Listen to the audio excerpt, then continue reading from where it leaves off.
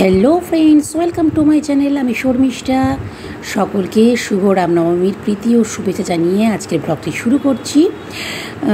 আজকে যেহেতু ছুটির দিন, তো অবশ্যই ব্লগটি কুকিং ব্লগ। চলুন আজকে ছুটির দিনে মা স্পেশাল কি মেনু বানাচ্ছে সেটা আপনাদের সাথে শেয়ার করে নিই। আজকে মা তৈরি করছে রুই মাছ, তার সাথে বেগুন, মানে বেগুন রুই। তো বাজার থেকে টাটকা রুই মাছ আনা হয়েছে, সেটাকে ধুয়ে নুন হলুদ মাখিয়ে রেখে দিয়েছি। এবার বেগুনগুলোকে কেটে নেব। কিভাবে তৈরি করবে একবার দেখে নিই। তো তার আগে চলুন একটু বাইরের আবহাওয়াটা দেখিয়ে দিই। ভীষণ ভীষণ একদম রৌদ্রোজ্জ্বল পরিবেশ। ওরে বাবরে কি গরম পড়ে গেছে, কি বলবো। মানে গরম তো নেওয়াই যাচ্ছে না। তারপরে বলছে যে গরম নাকি আরও বাড়বে। কিন্তু যতই গরম হোক না কেন, তাই বলে তো খাওয়া দাওয়া তো থেমে থাকবে না। ছুটির দিন মানেই তো স্পেশাল মেনু চলবেই। তো সেই মতো আজকে তৈরি হচ্ছে বেগুন দিয়ে রুই মাছ।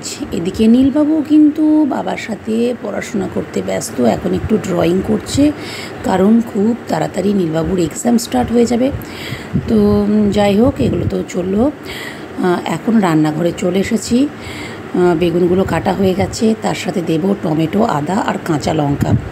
এটা কিন্তু পেঁয়াজ রসুন ছাড়া হচ্ছে।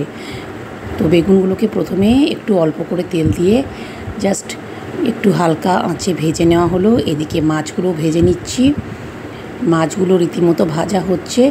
পেঁয়াজ রসুন কিন্তু খুব একটা আমরা ব্যবহার করি না, কারণ পেঁয়াজ রসুন হয়তো অনেকেই ইউজ করতে চায় না, যেটাতে বেশি খাবারটা রিচ হয়ে যায়।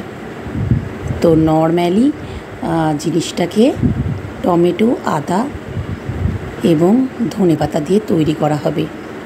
মাছগুলো তো ভাজা চলছে, মাছগুলো প্রায় ভাজা হয়ে এসেছে। এবার এগুলোকে তুলে নিই, ব্যাস। তারপর এদিকে কিন্তু আমি টমেটো আর আদাকে কিন্তু পেস্ট করে রেখেছি। ভালোই হচ্ছে।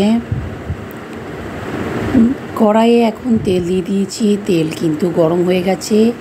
শুধুমাত্র কালো জিরে আর তার সঙ্গে দেওয়া হলো সামান্য পরিমাণ হিং। এবার দিয়ে দেওয়া হয়েছে টমেটো এবং আদা পেস্ট।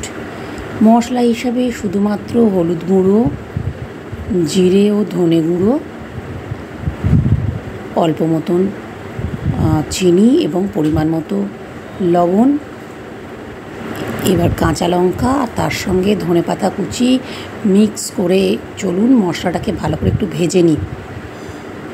ভাজা একটু হয়ে গেলেই সেই অল্প নেড়ে রাখা বেগুনগুলোকে মশলার মধ্যে অ্যাড করে দিলাম। ভালো করে কষে নিচ্ছি। এবার এটার মধ্যে ভালো করে কষা হয়ে গেলে এটার মধ্যে জল দেব এবং সেটা আস্তে আস্তে সিদ্ধ হবে। জলও দিয়ে দিয়েছি, তার সঙ্গে কিন্তু মাছ দিয়েছি। তবে হ্যাঁ, বলে রাখি, জলটা কিন্তু ঠান্ডা জল নয়, অবশ্যই হালকা ঈষৎ উষ্ণ গরম জল। এবার গ্যাসের আঁচটা একটু কমিয়ে দিই। হয়ে গেছে বেগুন রুই। কেমন লাগলো রেসিপি অবশ্যই বলবেন। আর এটা বলবো, বাড়িতে অবশ্যই ট্রাই করুন। যদি রেসিপি ভালো লাগে চ্যানেলটি সাবস্ক্রাইব করে দেবেন। ধন্যবাদ।